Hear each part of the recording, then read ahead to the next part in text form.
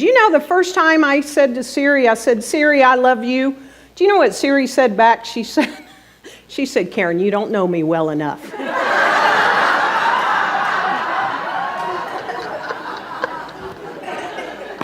I was like, now that, somebody thought of something really good in that boardroom. Ask Siri, but there is no super Siri, and yet there is. There is. It already exists within us. How many people are on Facebook with me? Or just Facebook, period. Yes, right. There's this, you ever look at the ads, the gadgets, the whatever? Once you do, they follow you forever. Well, I just want to let you know that as a photographer, it's been a hobby since I was 16, and I've even been paid to take pictures, and so it's more than a serious hobby, I guess, now. And I found this thing recently, and it's called Arsenal. It's this new gadget, and it's been this Kickstarter campaign, and when I clicked it, I was like, what is this? It is this amazing thing. It's very small. It's like half the size of my, about a little less than this iPhone. And it's using artificial intelligence. This guy has figured out how to use artificial intelligence that all of the preceding experiences of photographers with various settings and lightings and situations and all that, all you have to do is plug this thing to the top of your camera and plug it in and put it in front of a mountain, and it does its artificial intelligence, and it knows how to set the white balance and all that stuff that I've never known how to do because I just shoot on automatic now. And I'm like, oh my gosh, I couldn't wait. And I missed the original Kickstarter price of only $150. I couldn't believe it. No, I mean, like artificial intelligence. And so it ended up that there was a couple of thousand left out of 19,000 in the next round, so I paid $175 for one. I'm going to let you know when it arrives how well it works. Because it's a Kickstarter campaign, right? There's only 734 left, by the way, this morning, as of when I looked. But I just thought about how unbelievable that intelligence is. Then I got to thinking, I'm like, what if, because I know, have y'all heard that Apple behind the scenes, because I read Apple Insider and all that stuff, Apple behind the scenes has what's called a super Siri. Anybody heard of the super Siri? Because it's behind the scenes. You have to be on the inside. So there's a super series, and it's super duper intelligence. And when you ask super series any question, anything that's up in your life and you want to know, Siri, the super Siri is going to guide you, it's going to counsel you, it's going to advise you, it's going to know exactly what you ought to do in every circumstance. And it's in a Kickstarter, and it's only $139. Who wants the super series when it comes out? Some of you are hesitating. Well, one of these gadgets is true. And that's the Arsenal. There is no such thing, as far as I'm aware, of a super series. Though I have asked her a question. Do you know the first time I said to Siri, I said, Siri, I love you. Do you know what Siri said back? She said, Karen, you don't know me well enough.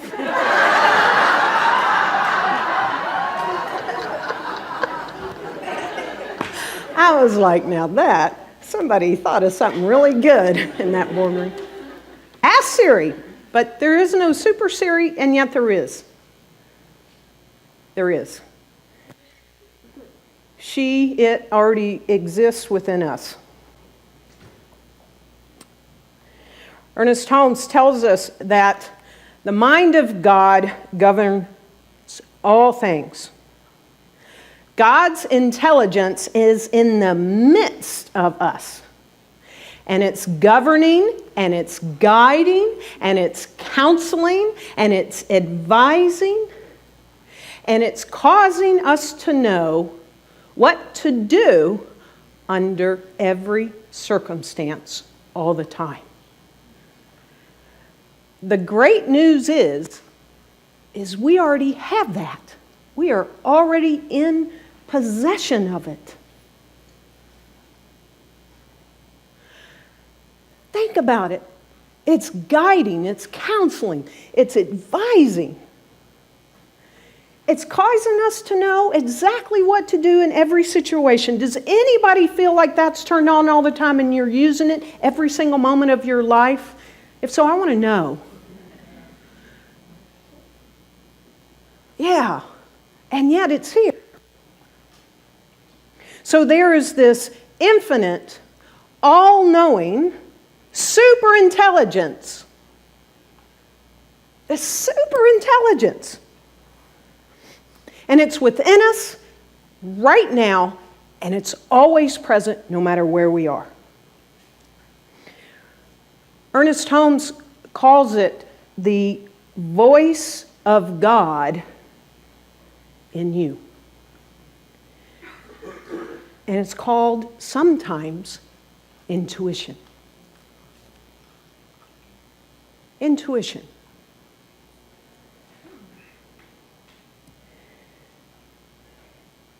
The highest faculty in us is intuition. And it comes to a point sometimes where, have you ever had it with no process of reasoning whatsoever? You know. You just know. You don't know how you know, you just know. Anybody have those moments in their life where it's just, yes, look, raise your hand, look around, look at us all. We have a super Siri. And we just know, and there's no reason to it. We don't know how we came about it.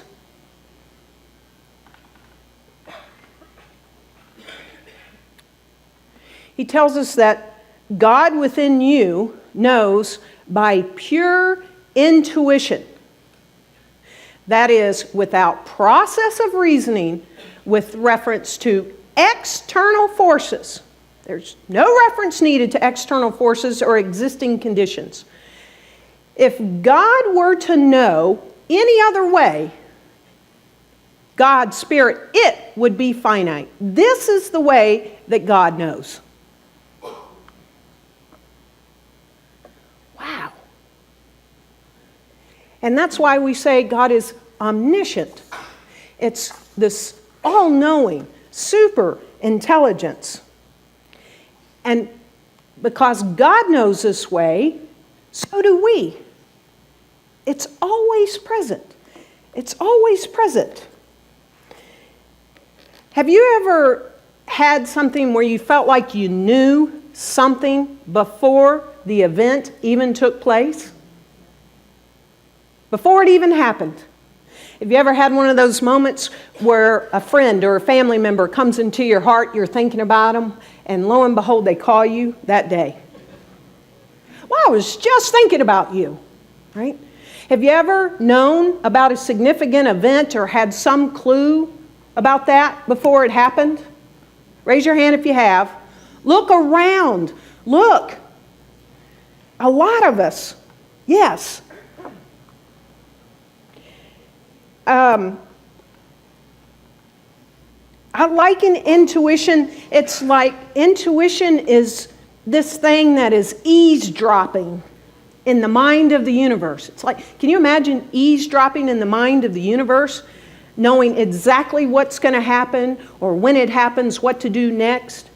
You're just eavesdropping, knowing how it's all going to play out, or if you don't, you trust that it does, etc., etc.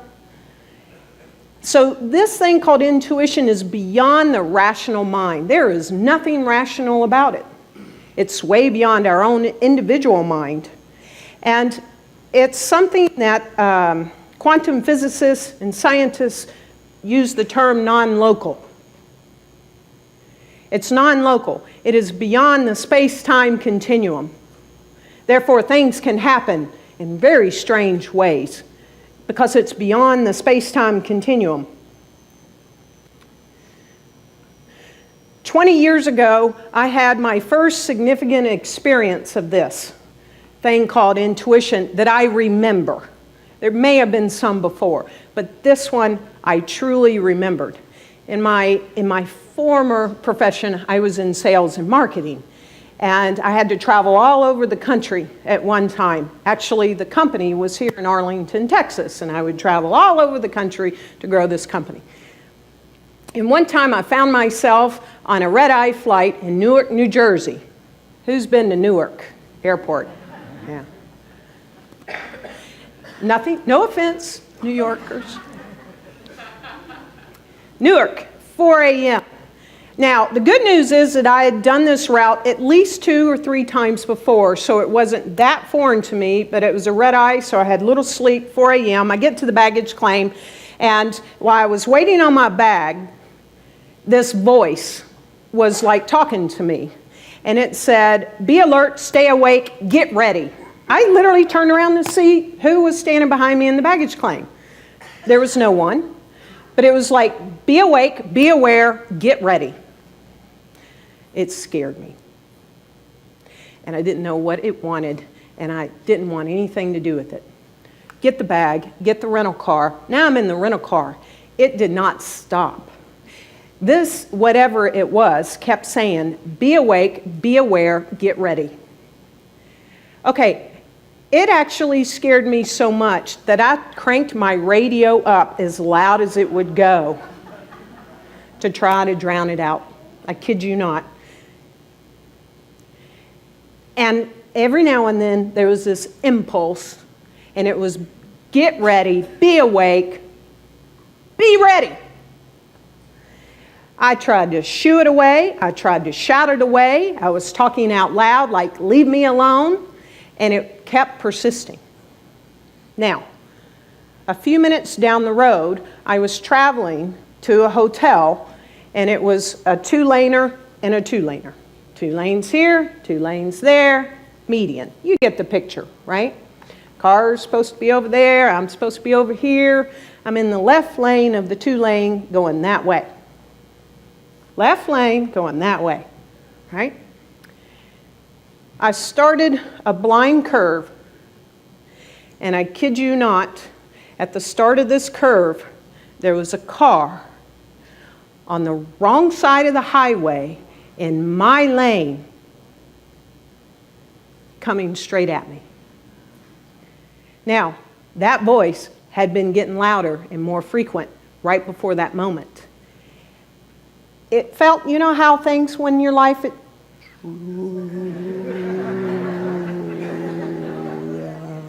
yeah. Whatever that was, 10 seconds, I don't know, felt like a lifetime. So in that moment, the only thing I knew to do was go, "Now what?" It said, "Don't move." And the car went. Now, as soon as I brought everything back into my body, I looked in my rearview mirror, and I did see, because I was concerned about everybody else that was going to meet that car on the wrong side of the highway, and it spun around. It knew it was on the wrong side of the highway, and so I went on. That was a big thing that happened in my life 20 years ago. This be awake, be aware, get ready. So let's continue the quote, though, of Ernest Holmes. He talks about this, and he says, this mind of God that governs everything, that will counsel and guide you and all of that. The key is you must trust it. Now, leading up to that moment, I didn't trust it. I tried to move it away from me, whatever it was. I tried to drown it out. I tried to shout it out. And yet, when the moment came, I guess, in a way, not knowing, unconsciously, I trusted it because I said, "Now what?" And it said, "Don't move." Because we could have both moved at the same time. So we've got to trust it. This thing called intuition. We've got to know that it's for our good, even at times, sometimes, that we don't know. And if we don't trust it, what do we typically not do when it comes up? We don't follow it. We don't act on it. We don't move on it. some creative idea, whatever it is, some situation. Do you know that I was in a relationship for 9 months, and I intuitively knew that this was not a good relationship for me, but at the same time I really liked some of the fringe benefits, i.e. going to all these yoga trainings and getting certified as a yoga instructor and flying all over the country and having fun and living the high life and all that. But intuitively I knew that this was not good, until I finally was willing to ask the question of myself and go, is this really good for me? And the answer just kept saying no, no, no, no. Sometimes we intuitively know the job, the relationship, albeit the marriage, whatever, the family member, the situation, the circumstance, it doesn't matter. Think of something. You intuitively probably know what is best. And yet, sometimes, have you ever not followed it? Let's see. Are you willing to look around? You're not alone. You've got to follow it. We need to be willing to let this intuition guide it. So not only trust it, but we got to follow it.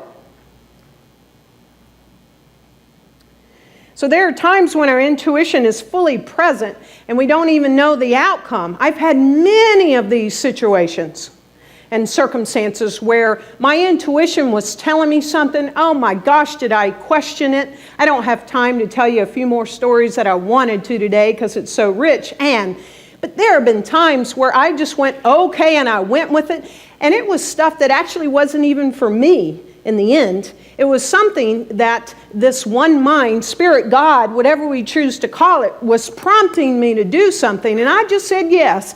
And as it turned out, it ended up helping a lot of people around me. I was just the conduit.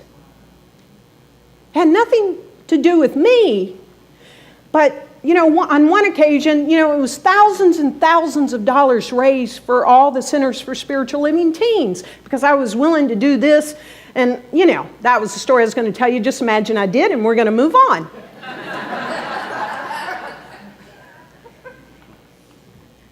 But we gotta follow it, even if we don't know where it's going to lead us.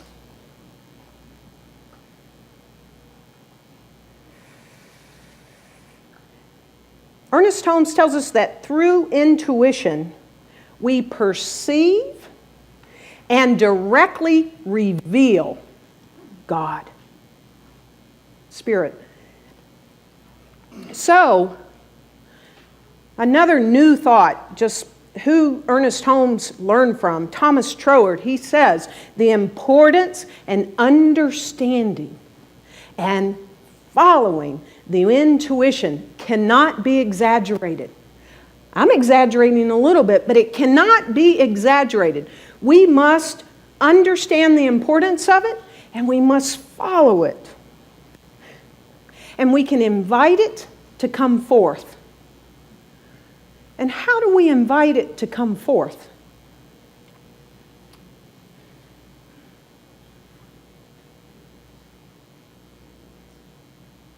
In the stillness,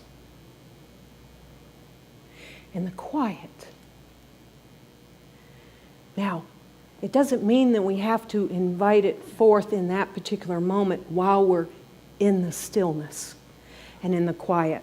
But what I've discovered since those 20 years, and especially in this last decade, if I don't take time to be in the stillness and the quiet and in meditation or whatever spiritual practice that gets me still, it sure doesn't come up nearly as often, nearly as clear later in the day or the week or the month.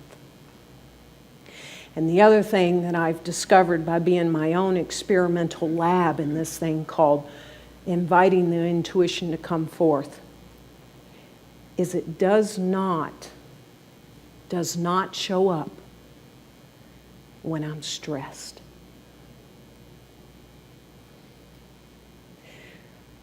So that's been a barometer for me over these past years, is how much is this intuition, as I invite it, showing up? Because it's the best thing there is, right? But if I'm stressed, it's not, and that's a barometer. Got to lower the stress. So then intuition comes up. Dr. Peter's going to talk about anxiety and stress in our life later on this month in this heart intelligence. And so I let you know that that's something that I've noticed. But the more that you can recognize it, the more that you can trust it, the more that you can follow it, it's like you're building your muscles, the stronger this super Siri becomes in your life. Intuition. It's omniscient. Imagine you have the all-knowing, infinite wisdom of life itself in you, as you, and through you all the time. Yes. You do. You don't have to look outside yourself ever if you don't want. Siri, should I take this job? I was going to do some playful thing, but y'all know. Karen, I don't think so. Would you listen to a super Siri? But you might listen to that which is within you, which is so all-knowing and so infinite.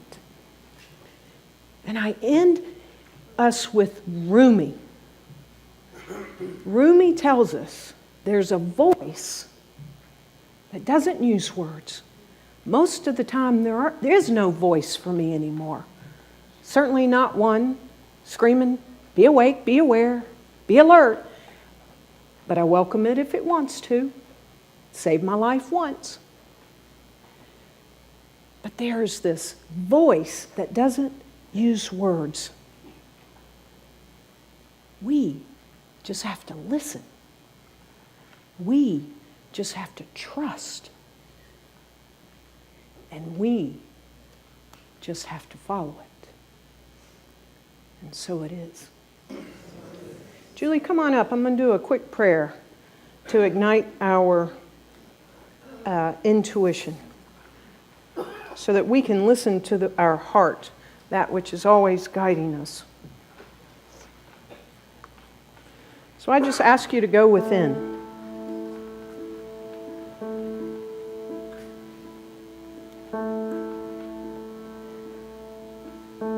In the stillness of the infinite,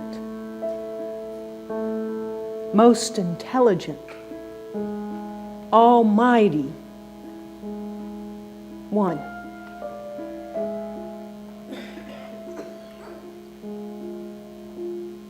That which is so expansive, all-knowing, omniscient, omnipotent, omnipresent. It is beyond time and space. It is that which knows and guides and directs, that is always present in each of us. This is the truth of God, of Spirit, of life itself, and this is the truth of us. And so I invite you to take a breath to open up to this infinite wisdom, all of life.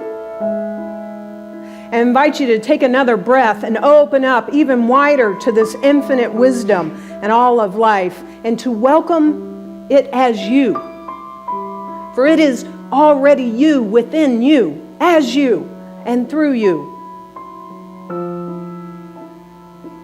And so it's in this moment that I speak the word for each and every one of us in the sound of my voice, absolutely activating intuition in our life, that which is the infinite intelligence, the infinite wisdom that guides us, that counsels us, that directs us, that knows absolutely what to do, when to do, and how to do it in every single moment of our lives. This is activated right now in our life, knowing that as it is activated, it is moving in and through signs, symbols, words, expressions, colors, does not matter. Preceding, in the midst of, after the event, it does not matter, for it is non-local, and it has no time and space. And so I call it forth in each of our lives right here and right now so that we use this infinite wisdom, that which knows and already knows. And I release these words into the universal law, knowing that the law does its thing in full faith and trust. I let it go. I let it be. I declare that it is so. Ashe. Amen. And so it is. I hope you love watching these as much as we love sharing them with you. And to help us spread the message and to keep this going, please donate. You can text. You'll find the number on your screen. You can go find Easy Tithe as an app and find CSL Dallas. Or you can come to our website, csldallas.org/give, and donate there. And while you're there, check us out. And when you're in Dallas, come visit. We want you to be part of our community. And we love having you here.